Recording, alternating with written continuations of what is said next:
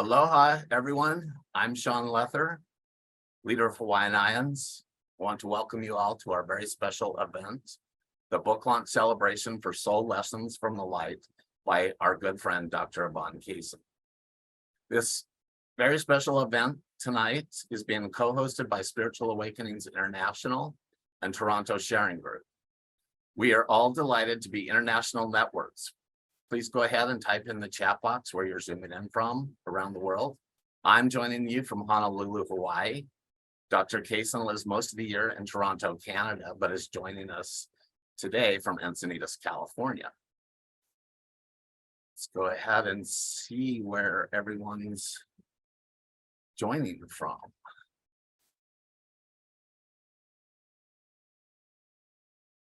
Maryland, California, New Jersey, Illinois, Los Angeles, Toronto, Baltimore, Salt Lake City, Bristol Ferry, Rhode Island, Tasmania, Alberta, Ottawa, Montreal, Texas, Colorado, all over. And some Singapore, New Mexico. Wow, it's great to see everybody. We have a big crowd coming in tonight, but we're going to go ahead and let the last few people in. And so today's special book launch celebration is going to go a little different than our other events. Dr. Yvonne Kason is going to give a short 15 to 20-minute celebration presentation, including a short teaser excerpt from the new book, Soul Lessons from the Light, which is her 6th book. We are going to open up after that for a long question and answer period where you can ask Dr. Kason any questions you want about her NDEs and STEs or any other STE-related questions. Please just type your questions into the chat and put a capital Q for question and a capital C for comment so that I can distinguish. With that said, I'm going to introduce our very special guest, Dr. Yvonne Kason. It is my, hold on, there we go. It is my pleasure to introduce our speaker and my dear friend, Yvonne Kason, author of the wonderful new book, Soul Lessons from the Light. Yvonne is a medical doctor, psychotherapist, retired, previously on faculty at the University of Toronto, Canada. She is a multiple NDE and STE experiencer who has had 5 near-death experiences, 2 in her childhood and 3 as an adult. She is the president and co-founder of Spiritual Awakenings International and the group leader and co-founder of Toronto Awakening Sharing Group. Dr. Kason is the person who first coined the phrase Spiritually Transformative Experiences in 1994. And in 1990, she was the first Canadian medical doctor to specialize in the research and counseling of STE experiencers. In 1990, she also co-founded the Kundalini Research Network. Dr. Kason has written 6 books, and today we are celebrating the launch of her wonderful new book where she shares her own spiritual awakening story, Soul Lessons from the Light. I'm really enjoying reading this book, and I want to encourage you all to check it out as well. So with that, let's hear from the lady of the hour herself, Dr. Yvonne Kason. Thank you, Shaun, for that really wonderful introduction. And thank you, everybody, for joining me in my book launch celebration. I'm really honored and delighted that you're all celebrating with me today. This book, my new book, Soul Lessons from the Light, if you haven't seen it, that's what the cover looks like, is very, very special to me for a couple of very big reasons. And one is because it's the product of a miracle that I had a miracle that I'm going to tell you about a little bit later that made it possible for me to start writing books again. And this book is the product of a miracle. So it's very, very special to me because of that. The other reason is that I'm retired now as a medical doctor, and I didn't feel really free until I retired to really share as fully as I can now about my various spiritual experiences. So I have a new freedom. It doesn't matter. They can't take my license away because guess what? I'm retired. I'm not practicing anymore. So it's a great opportunity. I feel delighted that I've been able to share now in my retirement things I was not able to share before. So, you know, normally before the pandemic, my last book, when it came out, we had an in-person book launch where people got together and we could hug and have a glass of wine.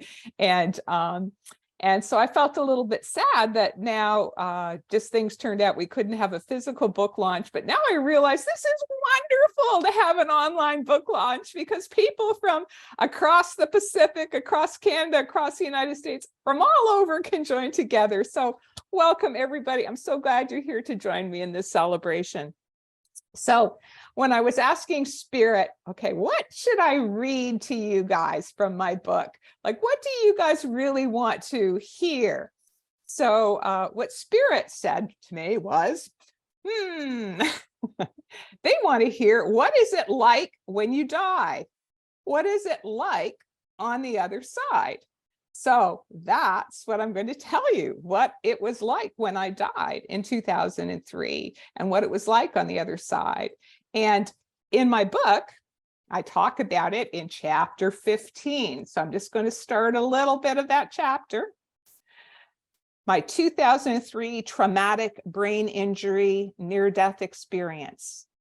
Fully dead, then back again. My life changed dramatically and abruptly the evening I had my 5th near-death experience, November the 8th, 2003. Now, you guys don't want me to read this. You want me to tell the story. So I'm going to tell the story. I'm going to tell the story of what happened that day. And it's all in the book if you want to read more about it. But actually, the experience started about 2 hours before I died. And I'll explain to you a little later. You'll understand why I'm starting 2 hours before I died. Because 2 hours before I died, I had traveled that day to Niagara Falls with a friend of mine. And I love to travel to Niagara Falls. It's about a 2-hour drive from where I live in Toronto. And I love for years to go and meditate there at the foot of the falls because the roar of the water reminds me of the inner Om sound that I can hear when I meditate. And I find when I meditate at the foot of the falls, I can go very deep, very quickly. And so this particular day, it was in the evening before we were going to have dinner in the restaurant there overlooking the falls. I was at the little platform at the bottom of Niagara Falls, at the foot of the falls, just standing on the railing with the mist in my face and hearing that roar of the water going over the falls. And I went really, really deep into my meditation. And all of a sudden, I found myself going so deep that the veils parted. And I entered a unitive state of consciousness.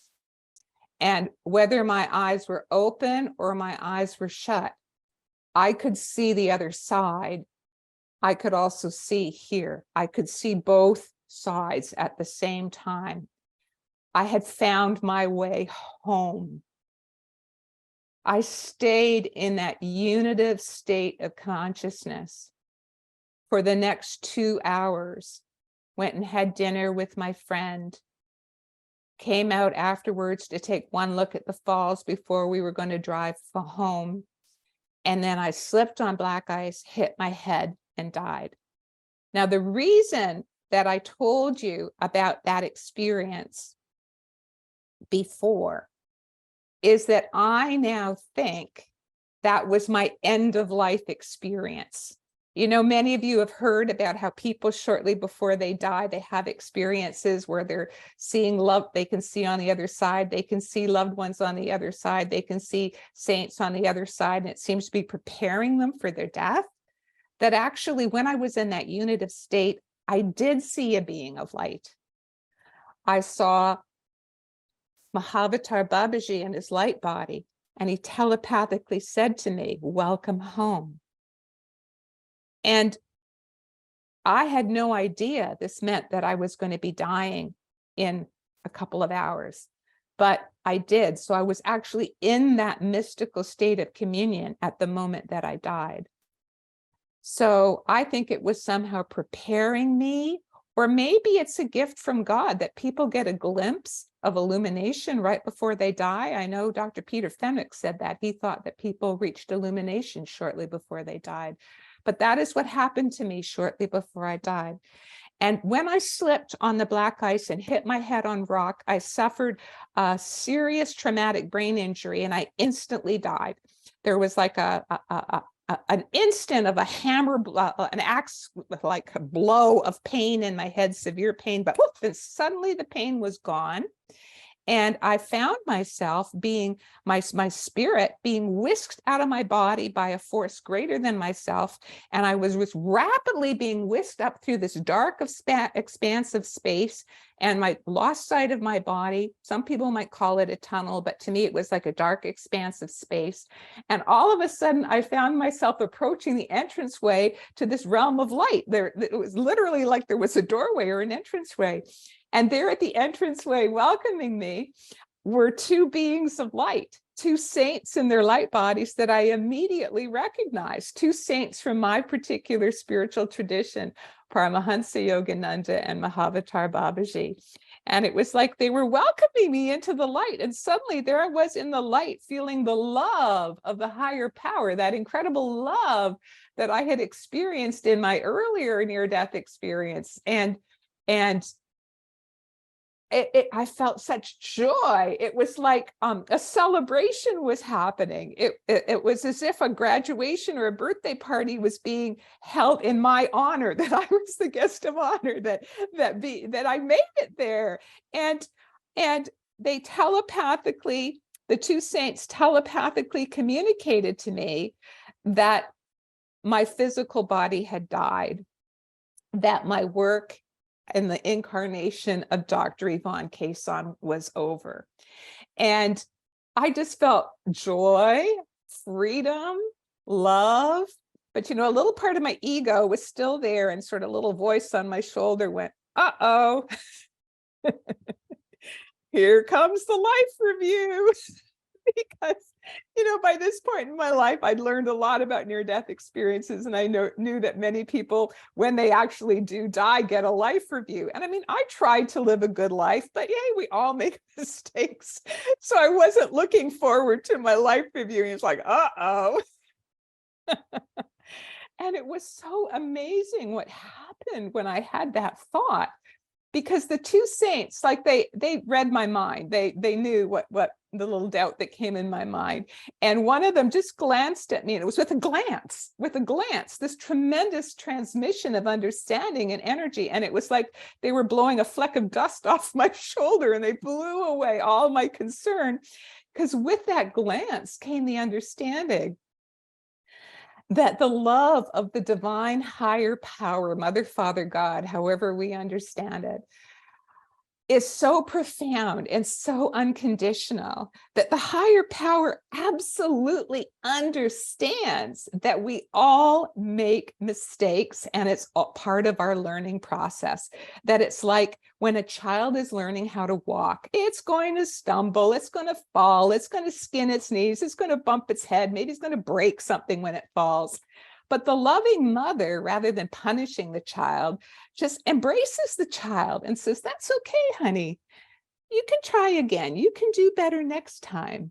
And that is the sort of love that the higher power has for us, understands that we make these mistakes and we can try again next time to do a little bit of a better job. And so my worries about the life review disappeared, and I just sort of expanded into a deeper state of bliss or ecstasy.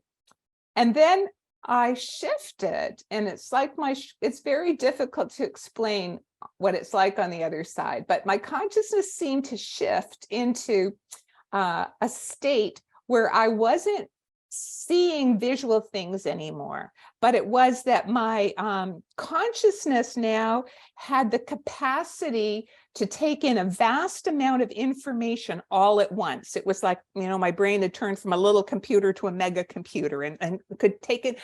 My consciousness could take in a vast amount of information all at once. And suddenly I remembered all of my past lives.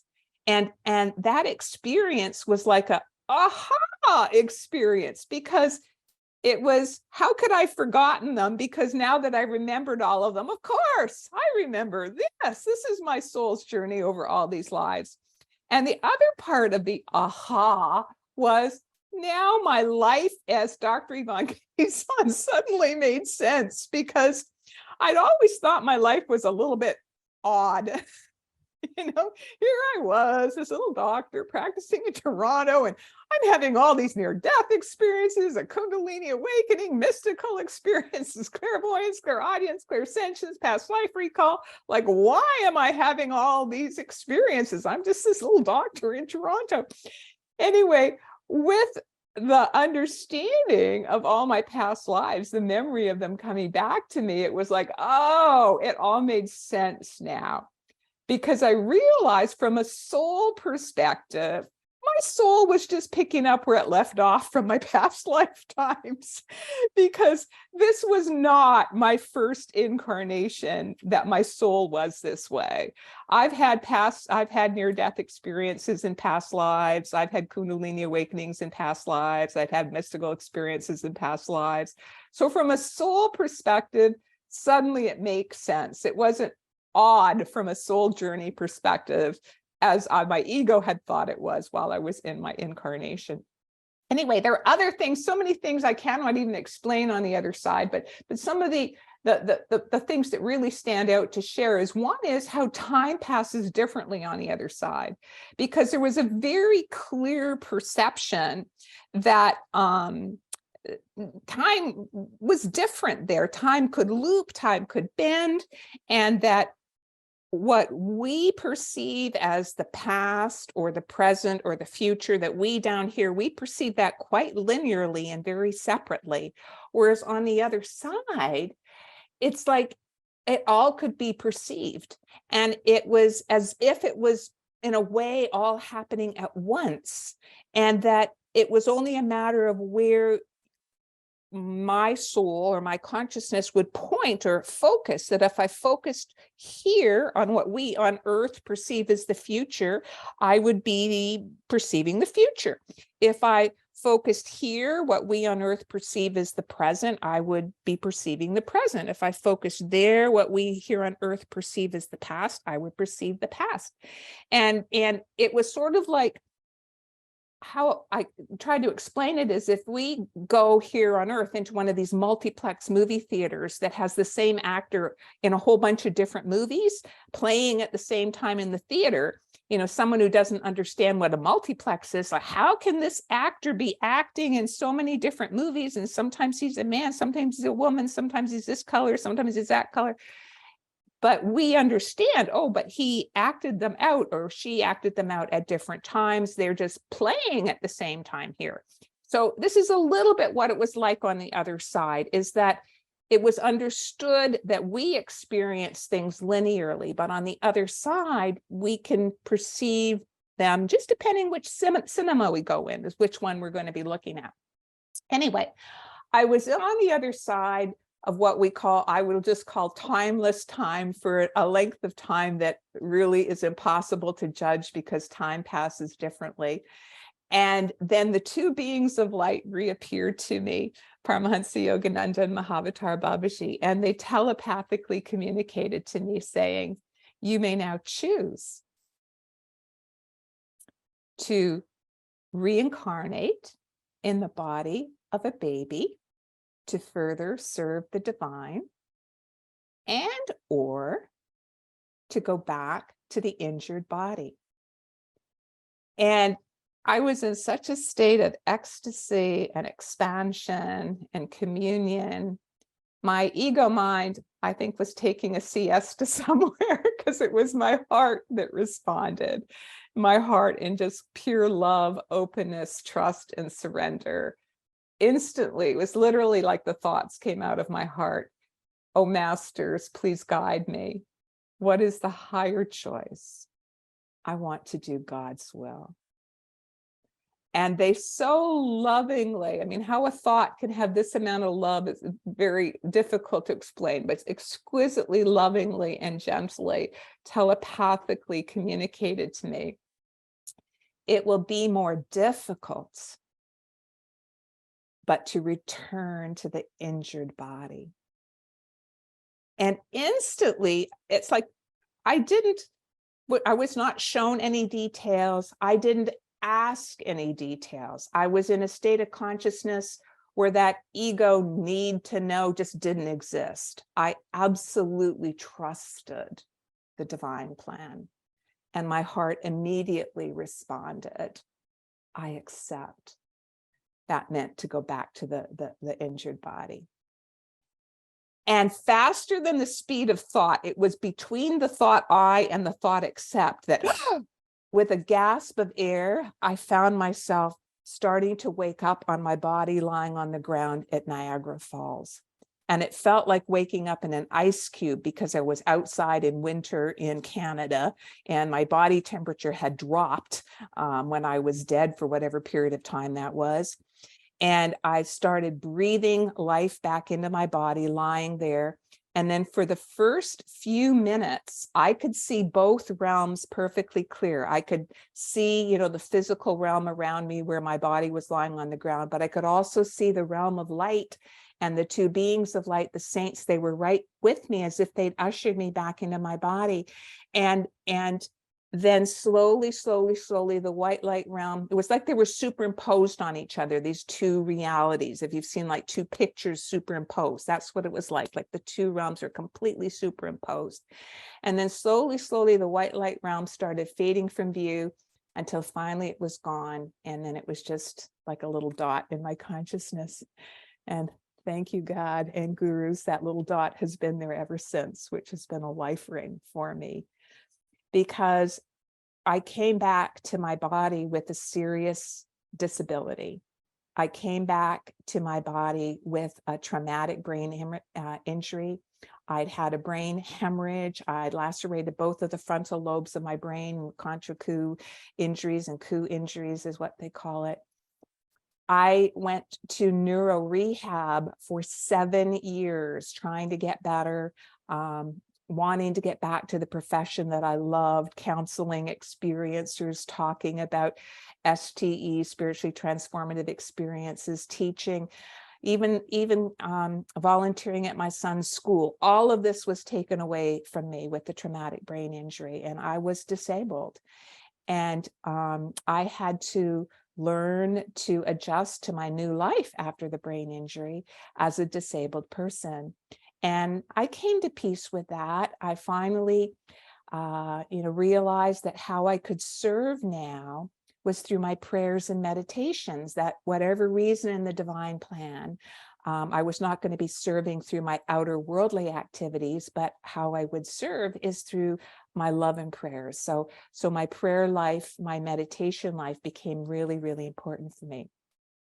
So you might wonder, how is it if I was so disabled that I'm now celebrating a new book and talking to you today? Well, this is where the miracle comes in. Now, some of you, I know some of my friends are out there. Hello, Colleen and Julian. I'm so glad you're there.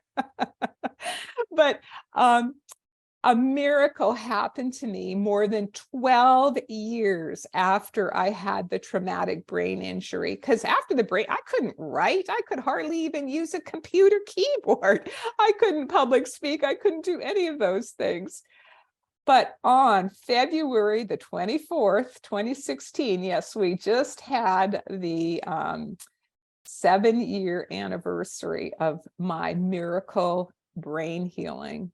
While I was deep in meditation at the Self-Realization Fellowship Retreat here in Encinitas, California, And it's built right on a spot where Paramahansa Yogananda used to meditate and go into samadhi. So it's a power spot. It has this incredible, powerful spiritual vibration. And I love to go and meditate at power spots. I love to go to meditate here in one of Paramahansa Yogananda's power spots. It was in that chapel on that power spot that suddenly that day, inwardly, I perceived an eruption of light in the center of my brain. It was like a volcano erupted or a fountain erupted of liquid light in the center of my brain.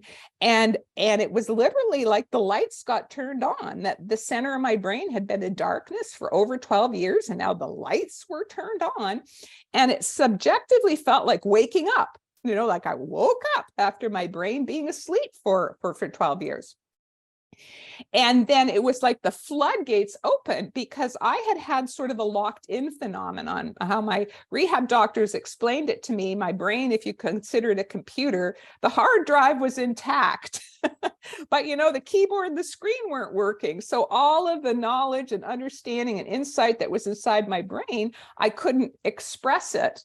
And now with my brain healing, I could express it. The keyboard and the screen started working again. And the inspiration was just flooding through me for my 2 books that I should now write, now that my brain is healed.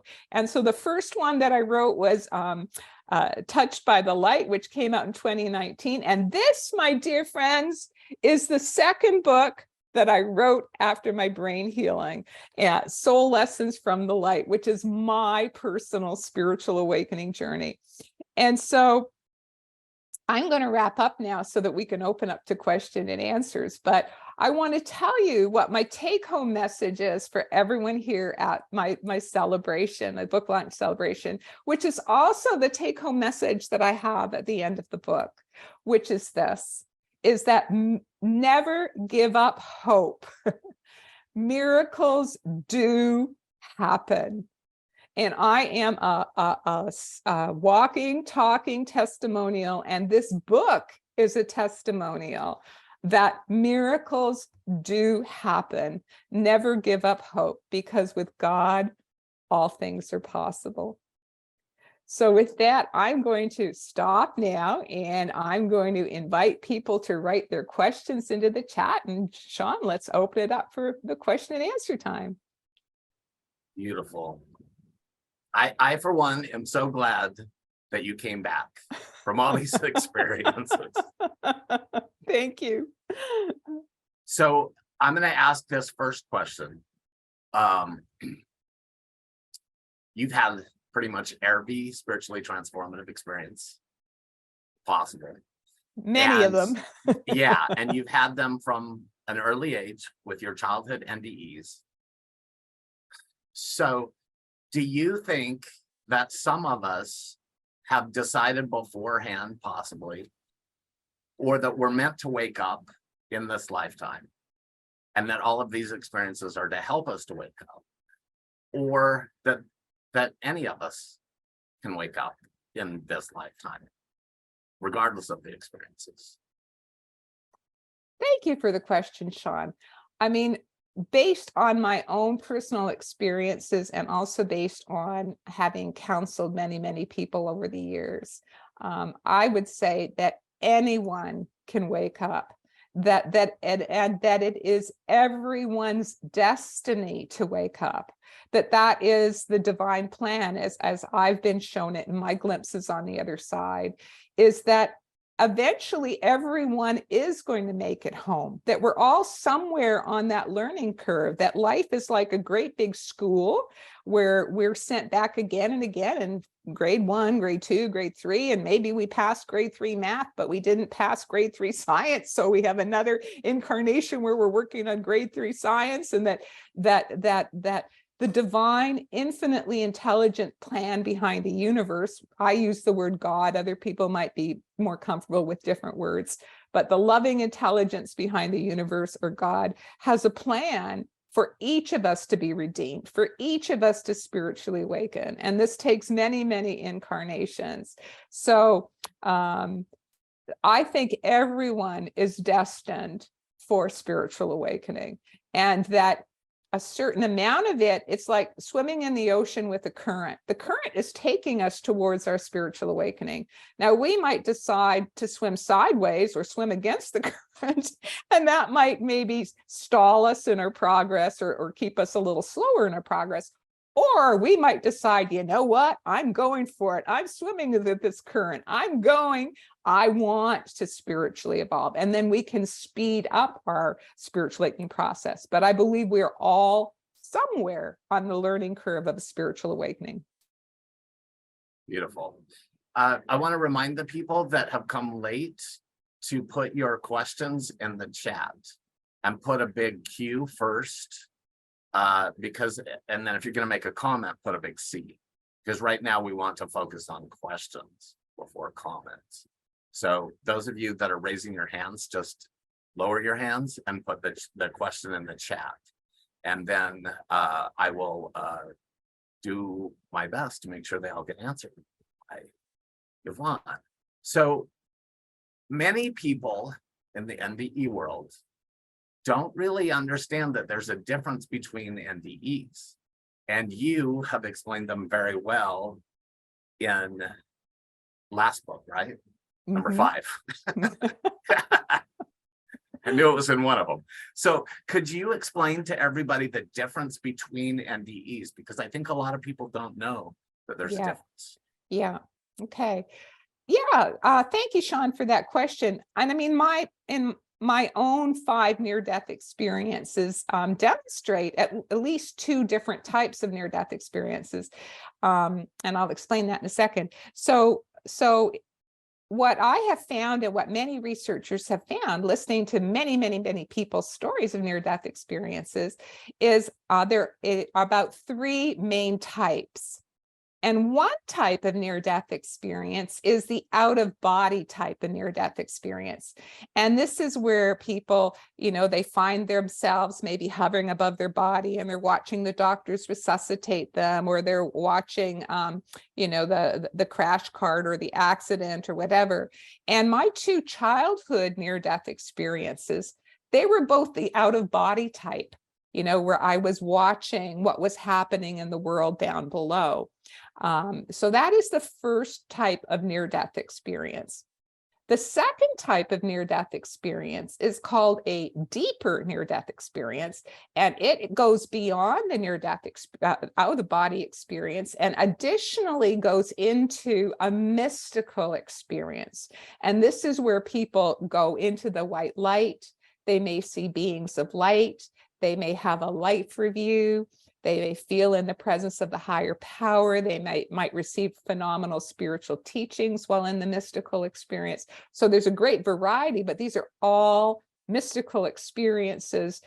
So that's the second type. So the out-of-body type is the psychic or out-of-body type of near-death experience. The second type is the mystical type of near-death experience. And the mystical or white light near-death experience, that is the type that changes people's lives. That is the type that really changes people. And they might turn from an atheist to later on become a preacher or a pastor, and go into recovery and completely change their life around after, as will anyone who's had a mystical experience. If you've had a mystical experience brought on not by being near death, if it's through meditation or spontaneously or whatever, mystical experiences are profoundly transforming. So a mystical experience when you're near death or dead and come back, yes, these are powerfully transforming in a very positive spiritual way. Then there is a third type of near-death experience that we must not ignore, because it's also happening to people. And this is called the distressing type of near-death experience. And in my book, I do describe there's 3 different subcategories of the distressing near-death experience. You might be going to lower astral planes. You might be fighting the pull out of body. It might be because of drugs, influences of the drugs on the brain. So you're sort of hallucinating, etc. But those are the 3 main types. And I think a problem that sometimes happens is that people get into black or white thinking and think all near-death experiences are the same, and they're not. They're very, very different. And particularly these three main categories, they all can be growth promoting, but the after effects can be quite different depending on the type of near-death experience a person had. Beautiful, very helpful. Okay, so lots of questions on Kundalini Awakening. And I will tell everybody that we did a very cool event a year ago, right? The difference About a between year ago. near-death experience and Kundalini Awakenings, which I'll make sure that there's a link to in Hawaiian on YouTube. But could you just summarize Kundalini? The relationship between Kundalini Awakening and near-death experiences. And in Kundalini Awakenings, do you have out-of-body experiences? And is there, if you do, then is there a difference at where you go? Okay, so I would recommend on this Spiritual Awakenings International website, I have a video that I go in great detail about Kundalini Awakening and near-death experiences. And actually the Hawaiian IANDS video is also on the Spiritual Awakenings International YouTube channel. It's the same one. Yeah, so I have two videos there, Kundalini Awakening, a yogic perspective, and Kundalini Awakening and near-death experiences, are they related? So the short answer is yes, they are related. The longer answer is this. A Kundalini Awakening, from people who maybe are not familiar with that term, you might be more comfortable with a term like spiritual energy awakening or chi awakening or Holy Spirit awakening. Different spiritual traditions have different terms, Dumo fire, for the awakening of the spiritual energy in the body. I found the most detailed descriptions in the yogic literature. I was deeply influenced by having traveled to India and met Gopi Krishna in the 70s, who wrote 17 books on Kundalini Awakening, and he was a mentor to me, and also by the writings of Paramahansa Yogananda. And also I studied with various teachers over the years, and Patanjali's Yoga Sutras was also a great source of my understanding about this phenomenon. Anyway, but what I wanted to say is I've come to understand that there is a potential within everyone, within all human beings, under certain circumstances, perhaps when we've reached a certain grade level in the school of life, to be put into the accelerated class. And when we're in the accelerated class, this spiritual energy can awaken inside of us. And it can awaken through initiation by a guru, a God-realized guru. It can awaken through our own spiritual effort. It can awaken through the grace of God, and it just, suddenly comes upon us. And that people will experience this sensation, like a physical sensation of energy moving through their body, often moving up through their spine. They may hear a loud inner sound, which can be variously described as a roaring sound or a blowing sound. Some people hear more like the Om sound. Some people it's more like a ring or gong sound. And that when the energy moves up, it may be a partial Kundalini awakening, which moves to there are energy centers in the body, up the spine, one of the lower centers.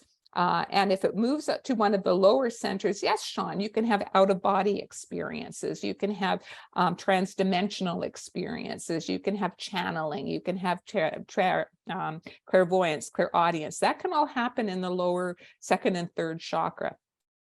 But if you go higher up, if the Kundalini rises higher to the heart chakra, then people start having experiences of love and of our connection in love and of unconditional love. And as it moves higher, we start moving into the spiritual chakras, the throat and the third eye chakra. And then this is when we go into mystical experiences, communion experiences, mystical visions, etc. So depending on how high the Kundalini rises, we may have different phenomenon. Now, when I describe that, you might have noticed, The lower chakras, that's sort of like the one category of near-death experiences, the out-of-body near-death experiences. And when we get to the higher chakras, we have another category of near-death experiences, which is the mystical near-death experiences. So there have been many researchers, and I'm one of them, who feels that there may indeed be an overlap between Kundalini awakenings and near-death experiences, and that the Kundalini might awaken during a near-death experience in some people. Maybe it does in all people. We don't know enough about this phenomenon to be able to judge it. But the after effects, interestingly enough, the after effects of the near-death experience, depending to which type of near-death experience one had, very similar, are very, very similar, virtually identical to a Kundalini awakening going to that relevant chakra area. So I think there definitely is a relationship. In my case, I had a dramatic Kundalini awakening when I was 23, when I was meditating. I didn't share that story today, but it's in my book. And my first adult mystical near-death experience happened when I was 26 in a medevac plane crash. And I had a mystical white light type of near-death experience. And my Kundalini symptoms, as the sensations of energy rushing up the spine, chakra sensations, being open to intuitive and experiences, that all increased. So my Kundalini symptoms increased after my near-death experience. So for me, that's also personal evidence that they're connected, that sort of my Kundalini symptoms were at, let's say, level 1 after my Kundalini awakening, but they increased dramatically to, let's say, level 5 after I had the near-death experience. So to me, it seems, yeah, Kundalini was involved.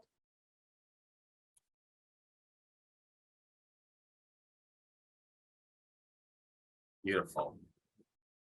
Okay, lots of questions about reincarnation and also who you saw on the other side. So how does it work with reincarnation and meeting our loved ones on the other side after we die? Will our loved ones still be there to greet us if they've already reincarnated? And what about the great sleep? Great questions. Thank you, Shaun. Well, there's a number of things in your question, so I'm going to just sort of try and touch on all of them. I hope I don't forget any of the points.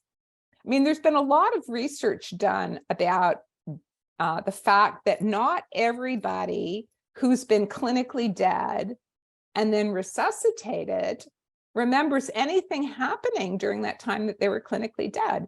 In fact, the majority of people don't remember anything. Dr. Pim van Lommel from Holland did a really excellent study with cardiology patients. They were really well monitored. So he could document they were clinically dead for periods of time, no heart activity, no brain activity. Then they were successfully resuscitated by the doctors. And he then asked these people that came back to life, do you remember anything from that time that you were clinically dead? And between 12 and 15% said yes. But the rest said no. So it's an interesting question. Why do some people have what we now call near-death experiences? And they can be these various types that I talked about. And other people have nothing. Well, I've always pondered about that. And I found an answer that satisfied my heart and soul in one of the writings of Paramahansa Yogananda, where he said that many people between incarnations go into what he calls the great sleep. So he says it's like a deep, dreamless sleep where you can really rest until it is, according to the laws of karma and reincarnation, when an opportunity comes that the infinite wisdom behind the universe knows, okay, this would be a great opportunity for your soul to learn whatever new lessons your soul needs to learn in the school of life. And then like a magnetism draws you to incarnate in that particular embryo. And to me, this made sense, because like, hello, we do need a rest. In fact, I look forward to a rest at some point. I mean, the bliss is wonderful, but as I'm getting older, it's like, I could use a rest too. And he also said that many people may go to astral heaven for a short period of time, then enter the great rest, and the great sleep, the big sleep, and not remember their time in astral heaven. So that's another thing that we just don't, not everybody will remember it. Where I guess those of us who've been on the other side and do remember it when we've been resuscitated, I don't know, maybe that's part of the divine plan that some of us are meant to remember, to help us with our spiritual growth. But I think also to help others, and to help others wake up and help others lose their fear of death. Mm-hmm.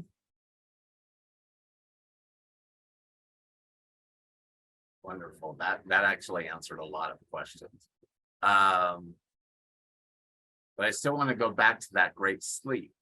So for those of us that can communicate with loved ones, and then there's some that we can't, maybe explain the great sleep. And also, what if somebody's reincarnated already? Okay. Yeah.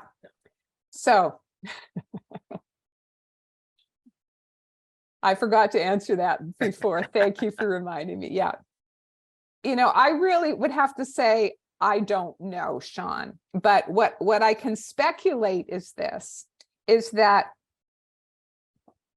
I'm absolutely aware, and many people have written about this. I'm not the only person to come forward with this awareness that a soul can be incarnated at more than one place at once.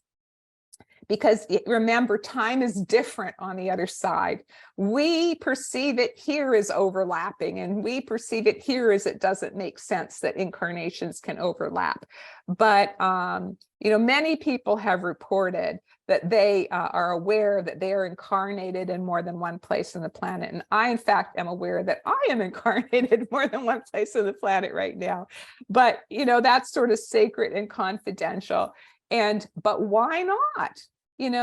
Why not have that a soul is incarnated somewhere doing their soul learning, whether it's on this planet, another dimension, who knows what. And in the divine wisdom, the higher power knows that it's good for that soul to be welcoming you when you come to the other side. So why can't that soul be there welcoming you when you're crossing? Because that's right for your soul at that particular time. And in terms of who's there to welcome you, I mean, I look at it, it's all in the divine hand. I mean, certainly when I went on the other side and welcomed into the light, I saw the two great saints I told you about. There were other beings of light there in the light, but I didn't make out like individual identities for these beings. All I could feel was the love. So I knew that these were all beings or souls that loved me, but there was no like ego identity or a name or anything with those souls. So I hope that answers your question. I'm just going to throw in one more thing, which is many people ask me, what about our pets? Can we possibly meet our departed pets on the other side?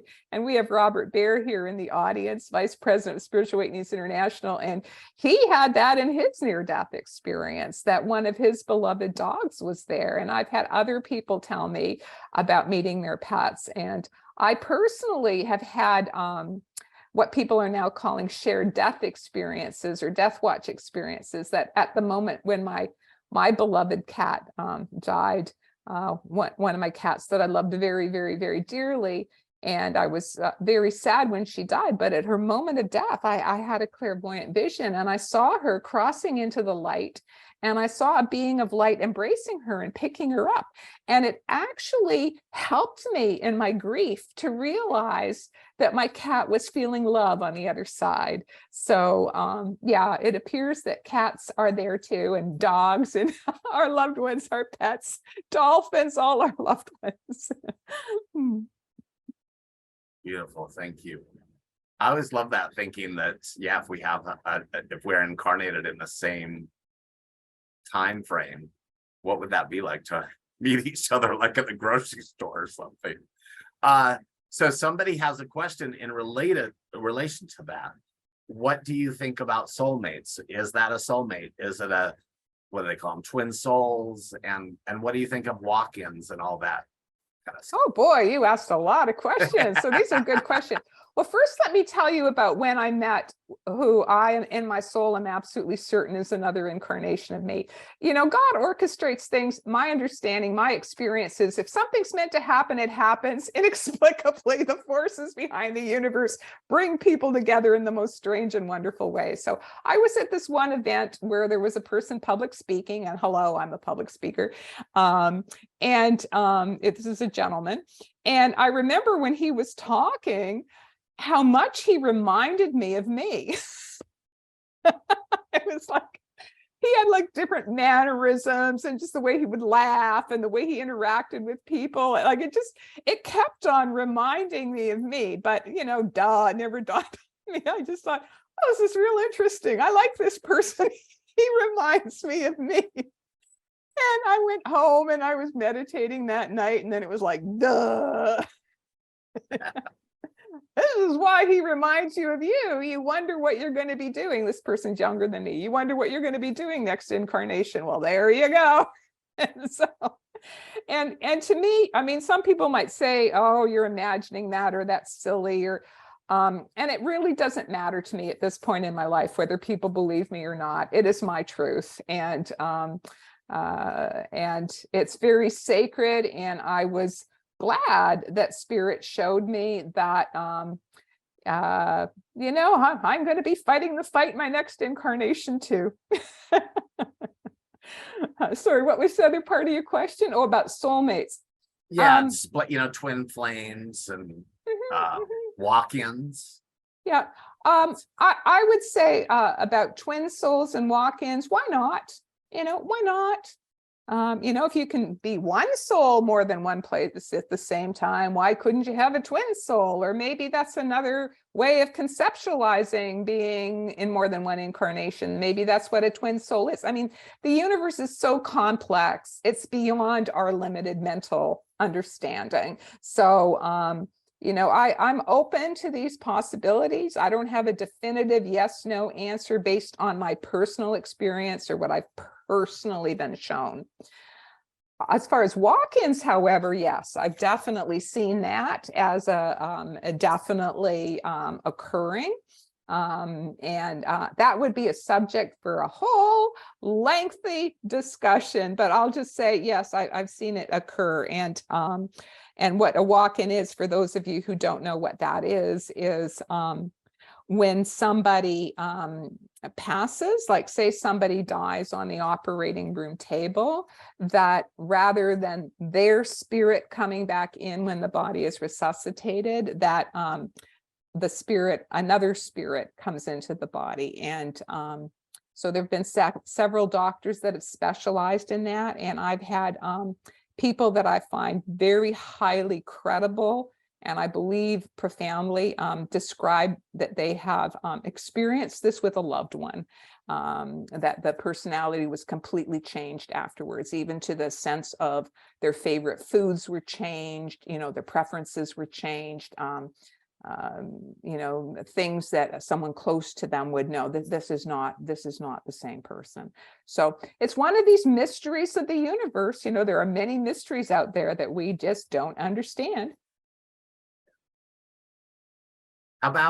So in reincarnation, do we progress? So can we be a human and then become an animal? Or can we be an animal and then become a human? What's your understanding of that? Well, I'll have to say I don't know. But according to yoga, I mean, you're assuming that being a human is more advanced than being an animal. That may or may not be true for all animal forms. And we're also limiting it to our understanding of life forms on this dimension and this planet, because there's much evidence that there is life on other dimensions and other planets. And to say who is more advanced and less advanced, that's really, really complex. But your question about can we move backwards? Can we make mistakes? Absolutely. We all make mistakes. And is it possible to regress? Of course it's possible to regress. I mean, we hope we don't, but sometimes people make bad choices, and sometimes people repeatedly make bad choices, and no one's immune to that. Everyone's got their blind spots, everyone's got their weaknesses. And Paramahansa Yogananda's guru, Sri Yukteswar, said to him, put the past behind you. Just put the past behind you. That the past of every person is dark with many shames, he said. So just put it behind you and make your best effort moving forward. Beautiful. So to the person who asked that, yes, you could come back as a snail if you're not. Maybe, I don't know. Right. And like you said, I mean, dolphins, pigs, I mean, who are we to say? I mean, they're both of them are very psychic. Okay, so a lot of questions about meditation. And so one is it better to do guided meditation, or what is your favorite kind of meditation? Can you leave your body at will when you meditate? And can you experience can you experience an NDE-like experience through meditation? Yes, yes, yes, yes, and yes. So that's the short answer to all of your questions. I have tried and used many different meditation techniques over the years. And I recommend that people use those meditation techniques that feel right to them intuitively, because everybody's different and everyone's on a slightly different place in their path. So I don't think there's a one-size-fits-all formula. But for me, I explored different types of meditation over the years. And for me, I tried them, saw how they were, had the benefits with different techniques. And then I found the path and the techniques that I'm currently using, which is Kriya Yoga, as taught by Paramahansa Yogananda. And for me, it became intuitively very, very clear that this is my path, that this is my foot, this is the shoe that fits me, right?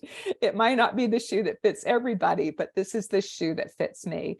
So that is the meditation practice that I currently follow.